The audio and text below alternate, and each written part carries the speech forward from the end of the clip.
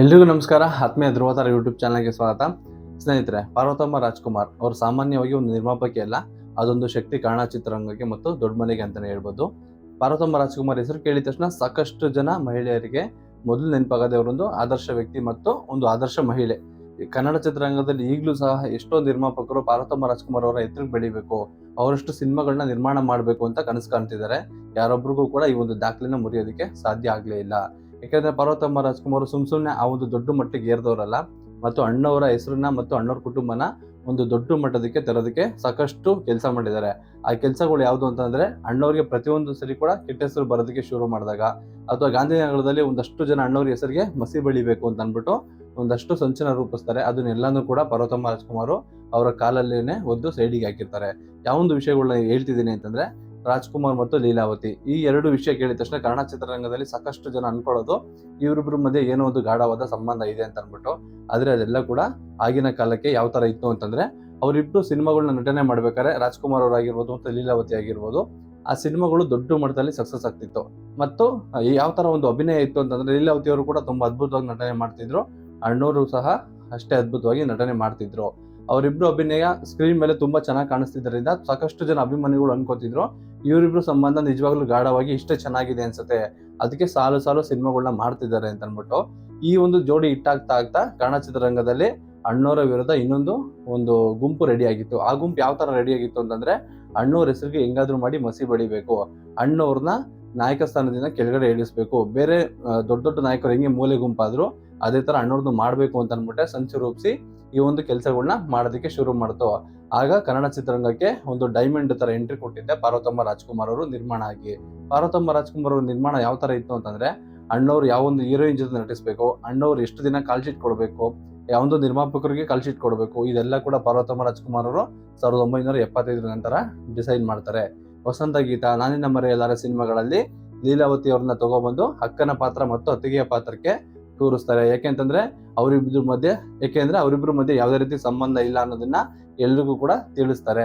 ಅದಾದ್ಮೇಲೆ ನಿಧಾನಕ್ಕೆ ಲೀಲಾವತಿ ಅವ್ರನ್ನ ಅಣ್ಣವ್ರ ಸಿನಿಮಾದಿಂದ ಸ್ವಲ್ಪ ದೂರ ಇಡ್ತಾರೆ. ಯಾಕೆಂತಂದ್ರೆ ಅಣ್ಣವ್ರಿಗೂ ಲೀಲಾವತಿಗೂ ಏನು ಇದೆ ಅಂತ ಅನ್ಬಿಟ್ಟು ಒಂದು ಗುಂಪು ಸಂಚು ರೂಪಿಸಿರುತ್ತಲ್ಲ, ಆ ಗುಂಪಿಗೆ ಒಂದು ಟಕ್ಕರ್ನ ಕೊಡ್ತಾರೆ ಪಾರ್ವತಮ್ಮ ರಾಜ್ಕುಮಾರ್ ಅವರು.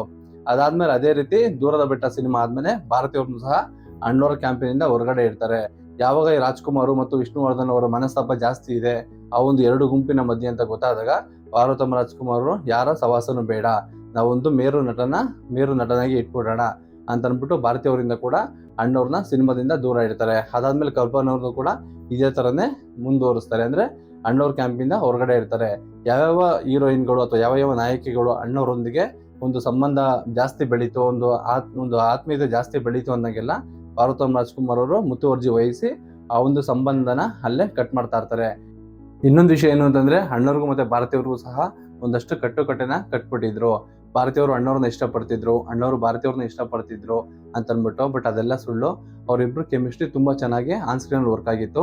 ಭಾರತಿಯವ್ರಿಗೂ ಅಣ್ಣವ್ರಿಗೂ 20-22 ವರ್ಷಗಳ ಕಾಲ ವ್ಯತ್ಯಾಸ ಇತ್ತು. ಮತ್ತು ಭಾರತಿಯವ್ರದ್ದು ಮತ್ತು ವಿಷ್ಣುವರ್ಧನ್ ಅವ್ರದ್ದು ಒಂದು ಅದ್ಭುತವಾಗಿರುವಂತ ಒಂದು ಪ್ರೇಮ ಕಾವ್ಯ. ಅವರಿಬ್ರು ಲವ್ ಮಾಡಿನೇ ಮದ್ವೆ ಆಗಿದ್ದು. ಆದ್ರಿಂದ ಅಣ್ಣವ್ರಿಗೂ ಮತ್ತು ಭಾರತಿಯವ್ರಿಗೂ ಯಾವುದೇ ರೀತಿ ಒಂದು ಸಂಬಂಧ ಕೂಡ ಇರಲಿಲ್ಲ. ಅದನ್ನೆಲ್ಲ ಕೂಡ ಆಗ ಗಾಂಧಿನಗರದಲ್ಲಿ ಒಂದು ಕೆಟ್ಟ ರೀತಿಯಲ್ಲಿ ಬಿಂಬಿಸಿದ್ರು. ಇಬ್ರಿಗೂ ಕೂಡ ಒಂದು ಕೆಟ್ಟ ಹೆಸರು ಬರ್ಬೇಕು ಅಂತಾನೆ ಮಾಡಿದ್ರು. ಪಾರ್ವತಮ್ಮ ರಾಜ್ಕುಮಾರ್ ಅವರು ಎಲ್ಲ ಒಂದು ನಿರ್ಧಾರಗಳನ್ನ ತಗೊಳ್ತಾ ಇದ್ದಿದ್ರೆ, ಆಗ್ಲೇ ಹೇಳ್ದಂಗೆ ಒಂದು ಗುಂಪು ಏನ್ ರೆಡಿ ಆಗಿತ್ತು ಅಣ್ಣವ್ರ ವಿರುದ್ಧ ಸಂಚು ರೂಪಿಸಕ್ಕೆ ಅಂತ ಅನ್ಬಿಟ್ಟು, ಆ ಒಂದು ಗುಂಪಿಗೆ ಅಣ್ಣವ್ರು ಬಲಿಯಾಗಬೇಕಾಗಿತ್ತು. ಅಣ್ಣವ್ರು ಇಷ್ಟು ದೊಡ್ಡ ಮಟ್ಟದಲ್ಲಿ ಕೂಡ ಹೆಸರು ಮಾಡೋದಕ್ಕೆ ಆಗ್ತಿರ್ಲಿಲ್ಲ. ಪಾರ್ವತಮ್ಮ ರಾಜ್ಕುಮಾರ್ ಅವರ ಆ ಒಂದಷ್ಟು ನಿರ್ಧಾರಗಳನ್ನೇ ಅಣ್ಣವ್ರ ಕುಟುಂಬನ ಇವತ್ತು ದೊಡ್ಡ ಮಟ್ಟದಲ್ಲಿ ಕಾಪಾಡಿದೆ. ಯಾಕೆಂತಂದ್ರೆ ಅಣ್ಣವ್ರು ಬದುಕಿದಾಗ್ಲೂ ಕೂಡ ಯಾರು ಹೇಳಿಲ್ಲ ಲೀಲಾವತಿ ಅವರು ಅಣ್ಣವ್ರಿಗೂ ಸಂಬಂಧ ಇತ್ತು ಅಂತ ಅನ್ಬಿಟ್ಟು. ಲೀಲಾವತಿ ಅವ್ರು ಬದುಕಿದಾಗೂ ಕೂಡ ಯಾರು ಕೂಡ ಹೇಳಿಲ್ಲ. ಯಾಕೆಂದ್ರೆ ಲೀಲಾವತಿ ಕುಟುಂಬದವರು ಒಂದು ಸಾಕಷ್ಟು ಸುಳ್ಳುಗಳನ್ನ ಕೂಡ ಹೇಳಿದ್ದಾರೆ. ಯಾವ ತರ ಅಂತಂದ್ರೆ, ವಿನೋದ್ ರಾಜ್ ಅವರು ನನಗೆ ಇನ್ನೂ ಮದ್ವೆನೇ ಆಗಿಲ್ಲ ಅಂತ ಹೇಳಿದ್ರು. ಆಮೇಲೆ ನೋಡಿದ್ರೆ ತಮಿಳ್ನಾಡಲ್ಲಿ ಒಂದು ಗುಟ್ಟಾಗಿ ಸಂಸಾರ ಮಾಡ್ತಿದ್ದಾರೆ. ಅವ್ರಿಗೆ ಇಂಜಿನಿಯರ್ ಓದಂತ ಮಗನೂ ಕೂಡ ಇದ್ದಾನೆ. ಸಾಕಷ್ಟು ಸುಳ್ಳುಗಳನ್ನ ಹೇಳ್ಕೊಂಡೇ ಬಂದಿದ್ದಾರೆ. ಅಣ್ಣವ್ರ ಕಾಲದಲ್ಲೂ ಕೂಡ ವಿನೋದ್ ರಾಜು ಅಣ್ಣವರ ಮಗ ಅಂತಾನೆ ಕೂಡ ಒಂದು ಸಾಕಷ್ಟು ಸುಳ್ಳುಗಳನ್ನ ಹೇಳಿದ್ರು. ಆದ್ರೆ ವಿನೋದ್ ರಾಜ್ ಅಣ್ಣವರ ಮಗ ಅಲ್ಲ ಅನ್ನೋದಕ್ಕೆ ಏನ್ ಕ್ಲಾರಿಟಿ ಅಂತಂದ್ರೆ, ದ್ವಾರ್ಕೀಶ್ ಅವರು ವಿನೋದ್ ರಾಜ್ ಅನ್ನೋ ಹೆಸರನ್ನ ಸೇರಿಸಿದ್ದು. ವಿನೋದ್ ರಾಜ್ಗೆ ಮೊದಲನೇ ಸಿನಿಮಾ ಅವ್ರು ಮಾಡ್ಬೇಕಾದ್ರೆ ವಿನೋದ್ ಅನ್ನೋದು ಚೆನ್ನಾಗಿಲ್ಲ, ರಾಜ್ ಅಂತ ಇಟ್ರೆ ಚೆನ್ನಾಗಿರುತ್ತೆ ಅಂತ ಅಂದ್ಬಿಟ್ಟು ವಿನೋದ್ ರಾಜ್ ಅಂತ ಇಟ್ಟು ಅವರ ಒಂದು ಚಟಾನ ತೀರಿಸ್ಕೋತಾರೆ. ಹಾಗಾಗಿ ಎಲ್ರು ಕೂಡ ಅನ್ಕೊಂಡಿದ್ದು ವಿನೋದ್ ರಾಜ್ ಅಂತಂದ್ರೆ ಅಣ್ಣವ್ರ ಮಗ ಅಂತ ಅನ್ಬಿಟ್ಟು. ಆದ್ರೆ ಲೀಲಾವತಿ ಅವರು ಕೂಡ ಸಾಕಷ್ಟು ಸುಳ್ಳು ಹೇಳಿದ್ರು. ಮಹಾಲಿಂಗ ಭಾಗವತ್ ಅವರು ನನ್ನ ಗಂಡ ಅಲ್ಲ, ನನ್ನ ಗುರು ಅಂತ ಹೇಳಿದ್ರು. ಅದಾದ್ಮೇಲೆ ವಿನೋದ್ ರಾಜ್ ಅವರು ಕೂಡ ಸಾಕಷ್ಟು ಸುಳ್ಳುಗಳನ್ನ ಹೇಳಿದ್ದಾರೆ. ನನಗೆ ಇನ್ನೂ ಮದುವೆನೇ ಆಗಿಲ್ಲ, ನನ್ನ ತಾಯಿನ ನೋಡ್ಕೊಳ್ಳೋದಕ್ಕೋಸ್ಕರ ನಾನು ಮದುವೆ ಆಗಿಲ್ಲ ಅಂತ ಹೇಳಿದ್ರು. ಆಮೇಲೆ ಸಾಕಷ್ಟು ಜನ ಈ ಒಂದಷ್ಟು ವಿಷಯಗಳನ್ನ ಕೆದಕಿದಾಗ ಗೊತ್ತಾಗಿದ್ದು ಅವ್ರಿಗೆ ಆಲ್ರೆಡಿ ಮದುವೆ ಆಗಿ ಇಂಜಿನಿಯರಿಂಗ್ ಓದಂತ ಮಗ ಕೂಡ ಇದ್ದಾನೆ ಅಂತ ಅಂದ್ಬಿಟ್ಟು.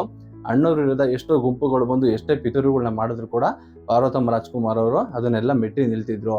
ಮತ್ತು ಅಣ್ಣವ್ರಿಗೆ ಒಂದು ಕಪ್ಪು ಮಸಿ ಕೂಡ ಬರ್ದೇ ಇರೋ ತರ ನೋಡ್ಕೋತಿದ್ರು. ಯಾಕೆಂದ್ರೆ ಅಣ್ಣವ್ರಿಗೆ ಸಂಚು ಮಾಡೋದಕ್ಕೂ ಗೊತ್ತಿರಲಿಲ್ಲ, ಸಂಚನ್ನ ಎದುರಿಸೋಕೊಡುವಂತ ಶಕ್ತಿ ಕೂಡ ಅಣ್ಣವ್ರಿಗೆ ಇರಲಿಲ್ಲ. ಅದನ್ನೆಲ್ಲ ಮೆಟ್ಟಿ ನಿಂತು ಅಣ್ಣವ್ರಿಗೆ ಒಂದು ಬೆನ್ನೆಲುಬಾಗಿ ನಿಂತಿದ್ದು ಪಾರ್ವತಮ್ಮ ರಾಜ್ಕುಮಾರ್ ಅವರು ಅಂತ ಹೇಳ್ತಾ ವಿಡಿಯೋನಲ್ಲಿ ಮುಗಿಸ್ತಿದ್ದೀನಿ. ಎಲ್ರಿಗೂ ಧನ್ಯವಾದಗಳು.